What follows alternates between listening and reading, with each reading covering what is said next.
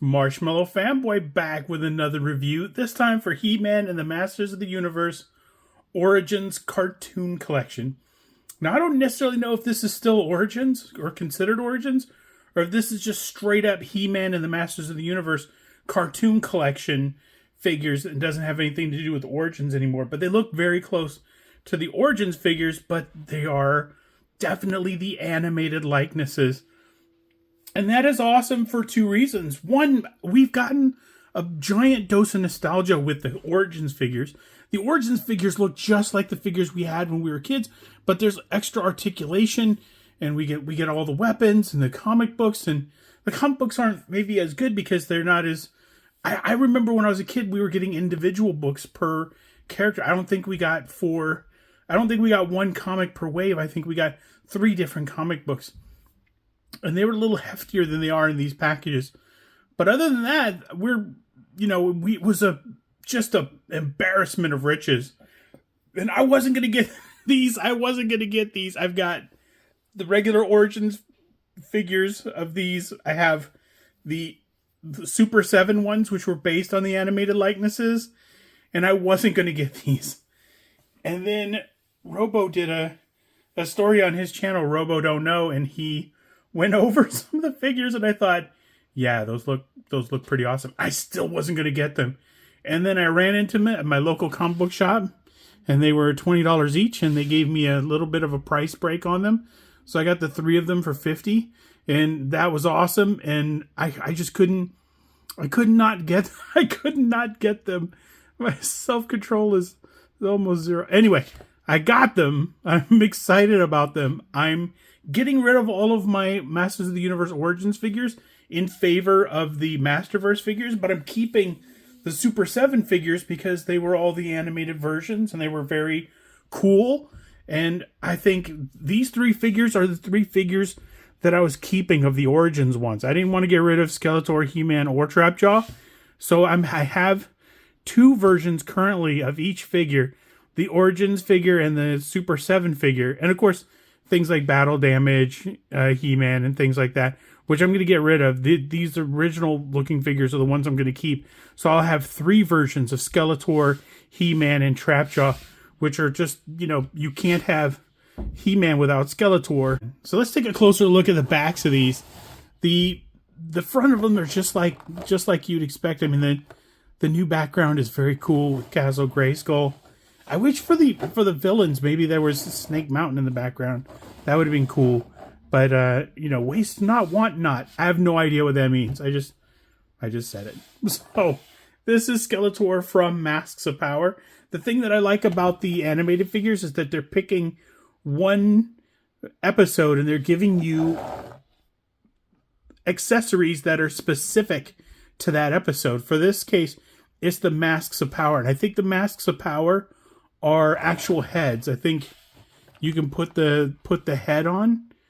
Yeah, that's a definite head. So the Mask of Power, I don't know what they do. I don't remember the episode at all.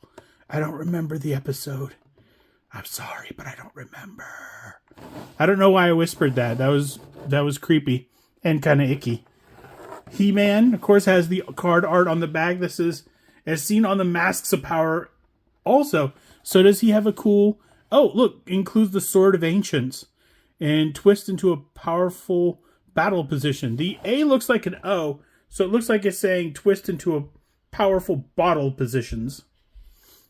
Or twist into powerful bottle positions. I'm like, okay, calm down a little bit. So apparently, in the episode, Skeletor gets a hold of the Sword of Power, and He-Man needs the Sword of Ancients to get it back. That's what I'm getting from that. And of course, there's a guy who looks like the Mask of Power guy in the back. Maybe Skeletor resurrects them or something. I don't remember much about the cartoon, except that I loved it when I was a kid. Loved it. So, let's take a look at this.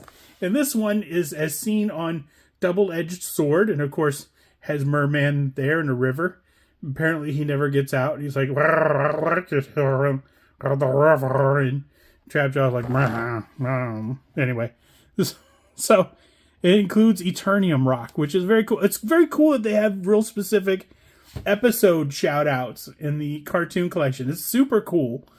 And of course, modernizing and celebrating the original 80s Masters of the Universe animated series. Now, when I was at the comic book store, I also saw the animated versions of Teela, Man-at-Arms, and Beastman, and those were really cool also. But like I said, you know, Robo is a fantastic salesman, but he only was able to talk me into the figures that I was super into, and he wasn't successful in talking me into all of them. But he's always working on my brain. He's always talking me into getting things, is what I tell my therapist. Okay, so let's bust these things out. Let's take a closer look at them. Let's take a look at them in comparison to the original Origins figures and the Super 7 figures. Let's have a blast with these. Here we go. Okay, now that they're out of their packages, let's take a closer look at Masters of the Universe cartoon collection figures. I want to call them Origins. They're Origins. They're not called Origins. Okay, that's neither here nor there. Okay, so let's look at the art cards first. This is Skeletor's. Oh, I knocked down Trapjaw. There we go. Stand, Trapjaw. Yay. Okay. No, Trapjaw, but why? Oh no, the diamond. It's okay, I'll keep that separate. Okay, for the art card, this is going to be a tough edit. Forget it, I'm not editing it. Okay. So, very cool art card that is seen as Masks of Power. I like how it still looks like that fantasy artwork that's kind of painted and kind of drawn. It's sort of striking a balance. It's kind of hyper realistic and fantasy at the same time. It continues into He-Man's, which is again on the Masks of Power. He's disarming Skeletor. And let's see, those are the comics. Take those out to get Trapjaw's. As seen on double-edged sword, really nice. He's got the diamond. You can see what it does to his eyes. Would have been really cool to get an alternate Trapjaw portrait where his eyes were like really glowy, or some kind of plug-in faceplate or something where his eyes were really glowy.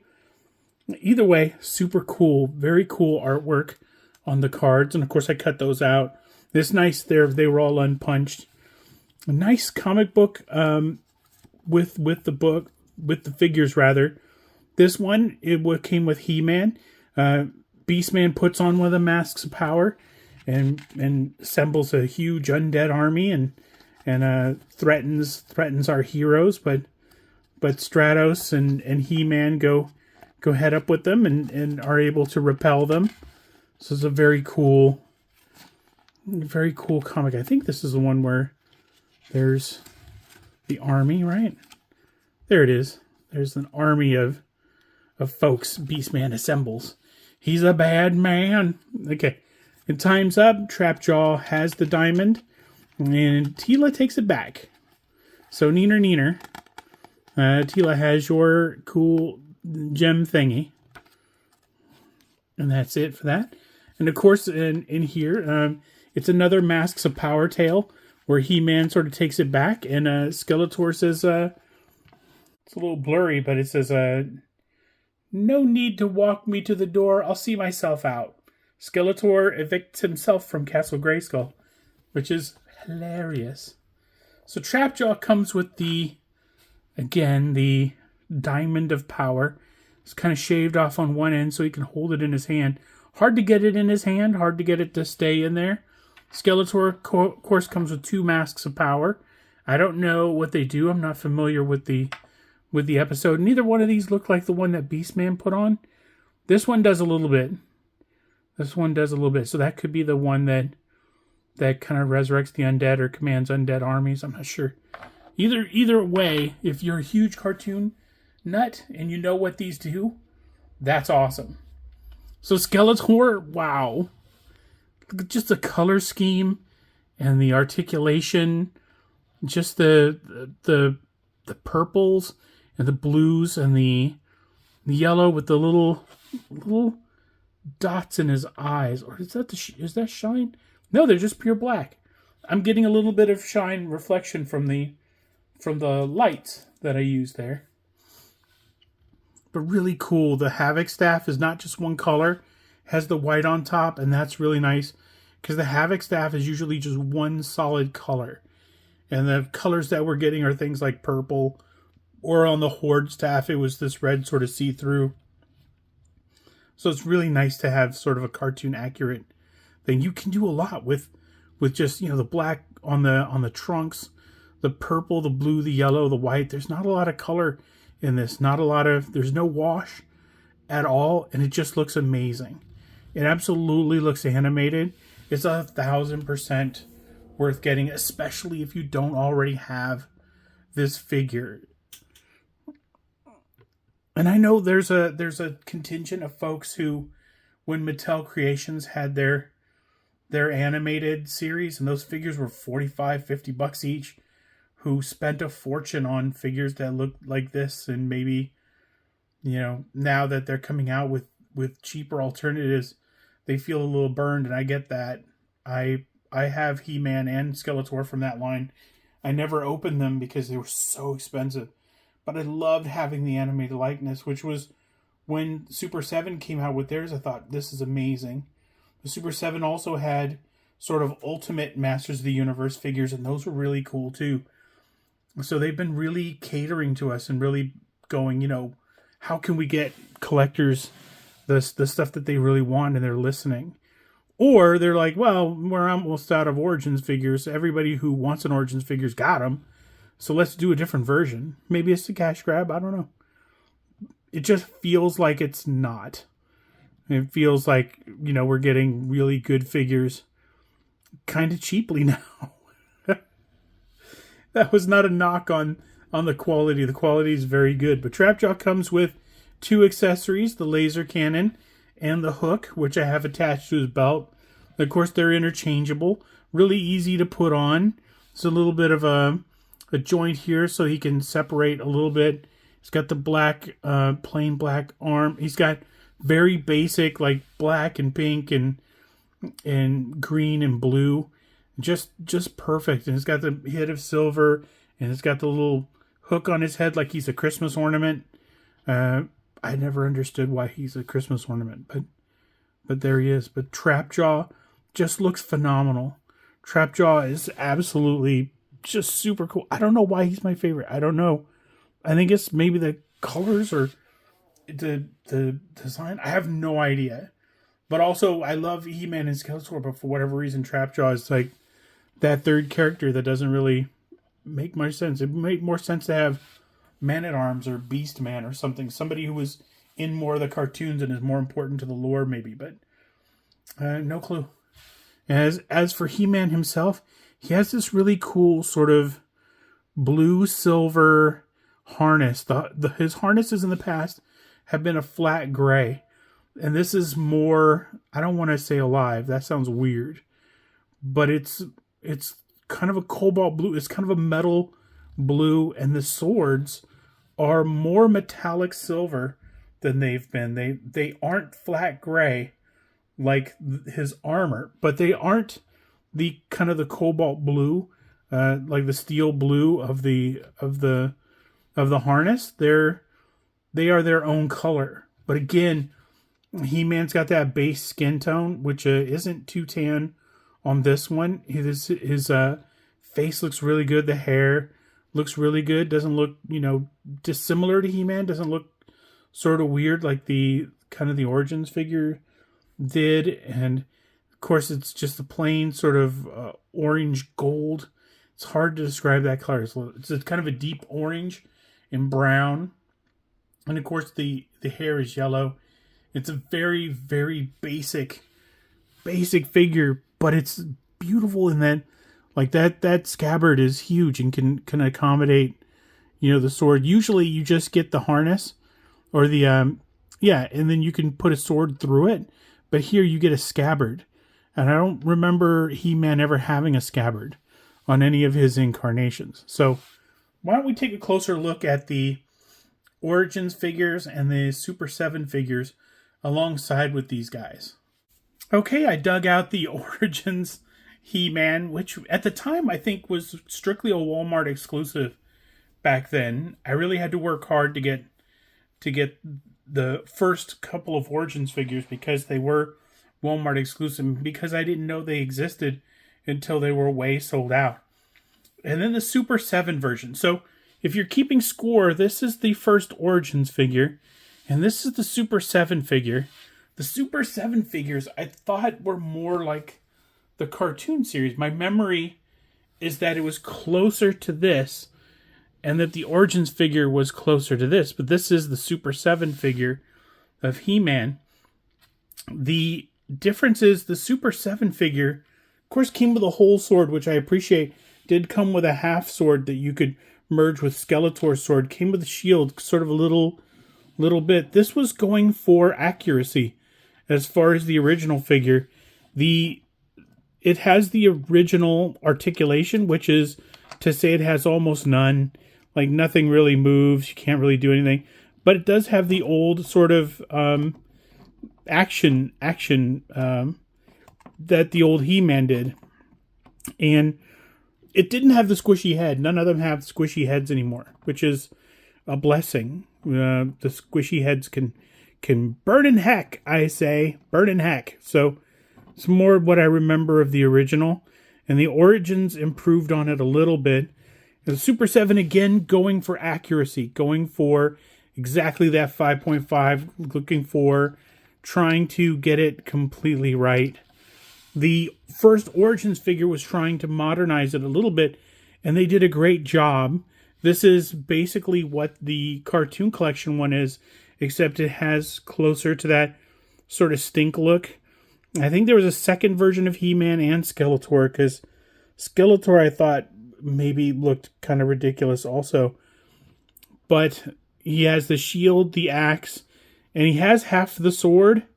And he has a little scabbard, just a little bit of a place on the back for it. So Super 7 was going for accuracy and achieved it. It's a very nice figure.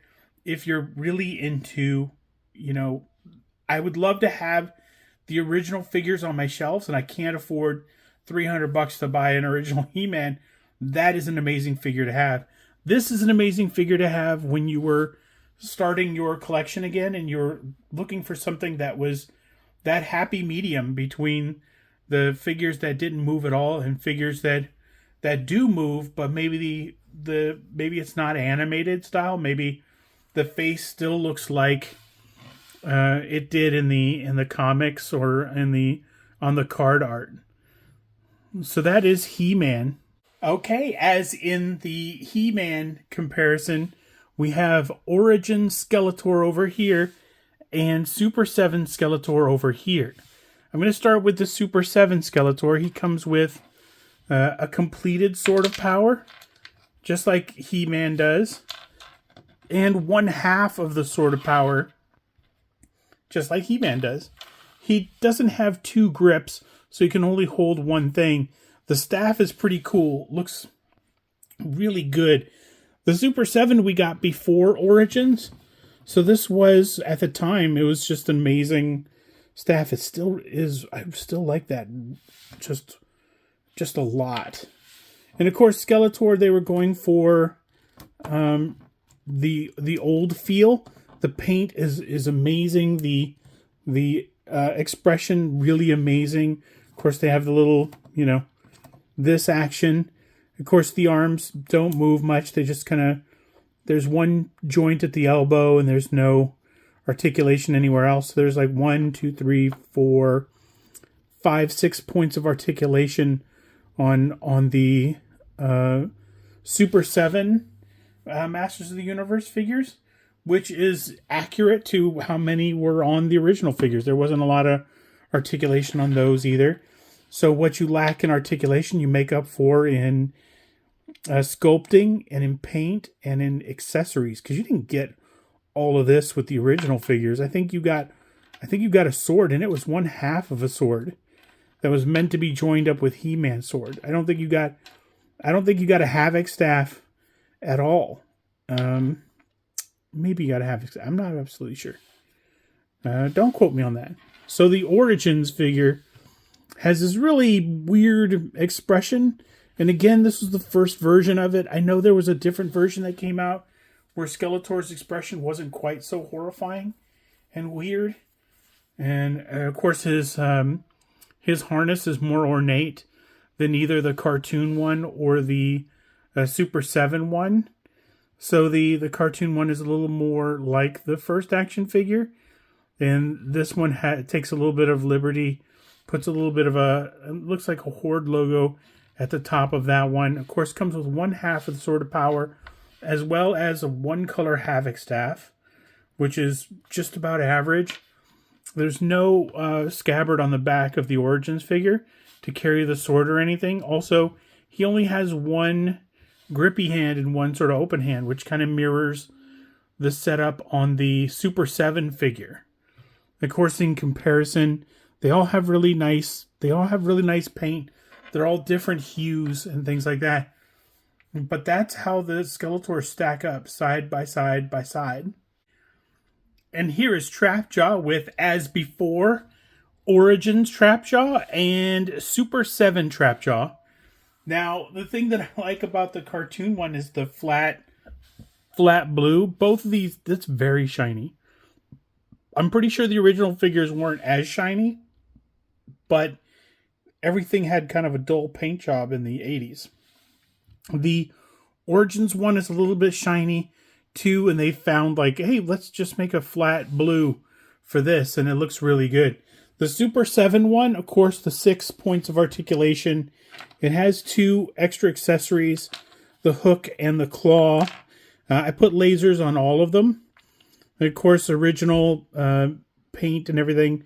Pink and the green bracers.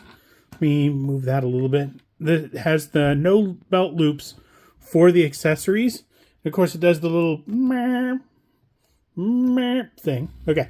And of course, the jaw moves. They all move. This one moves a little bit, but it's nice.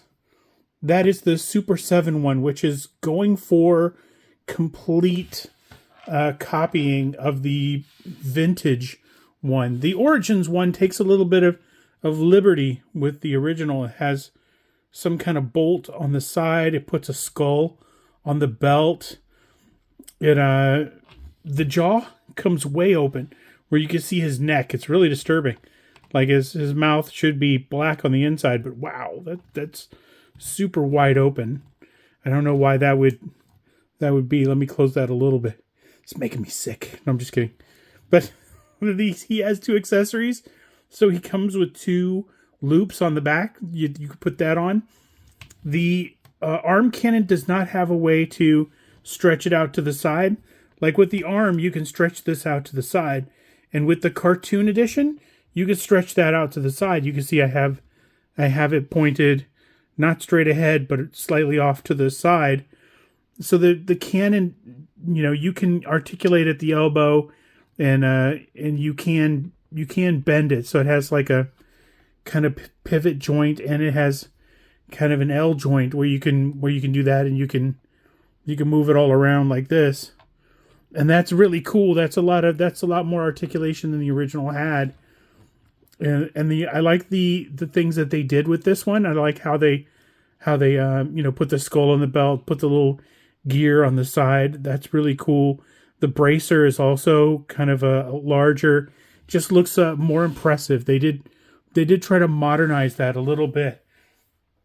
So I really like that. I like the trying to go for complete accuracy of the Super 7 one, and I like the liberties that Mattel took with putting Trapjaw back out onto the market after all these years, and the touches that it put on it. So what's the final verdict on the cartoon collection in comparison to the Origins and the Super 7 line? I love that the Super 7 was a heavy materials, no squishy heads. The limbs and everything were just solid. They were practically statues, just amazing likenesses. They looked just like the vintage ones. And that was exciting at a time when I didn't have any Masters of the Universe figures. Now I'm thinking, I'm not super big on the vintage look. I think I was better with the Origins. But even the Origins figures were a little squishy. They were a little, They're not squishy literally, but I mean, they're not maybe what I remembered them once I got them out and I sort of put them side by side with the cartoon collection.